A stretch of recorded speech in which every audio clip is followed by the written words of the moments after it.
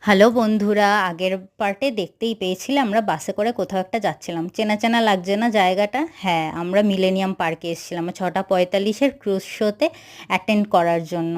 অনেক দিনের স্বাদ ছিল, তাই টিকিটও কেটে নিয়েছি। তখন বাজে প্রায় 5:30। তো অবশ্য অনেক সময় ছিল, তাই আমরা পার্কের ভেতরে একটু নিজেরা নিজেদের মতো টাইম স্পেন্ড করতে ঢুকে গেছিলাম।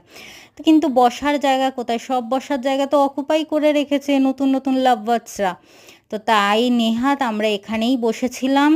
কিন্তু সেদিন যা ওয়েদার ছিল বলার বাইরে না। অনেক দিন পরে এরকম একটা ওয়েদারে আমি আর আমার বর বেরিয়ে পড়েছিলাম। তারপরে টাইম যখন হয়ে এসেছিল তখন চলে গেছিলাম একটু খেতে, কারণ বড্ড খিদে পেয়ে গেছিলো। তো কি করা যাবে, তার জন্য অর্ডার করে নিয়েছি চিকেন স্যান্ডউইচ। খেতে বড্ড বাজে ছিল, কিন্তু তবুও খেতে হয়েছিল, কিচ্ছু করার নেই। তারপরে আমরা আস্তে আস্তে টাইম হয়ে যাওয়ার পরে ওয়েটিং রুমে চলে গেছিলাম। পরে কি করেছি তোমাদেরকে অবশ্যই শেয়ার করব নেক্সট পার্টে। তত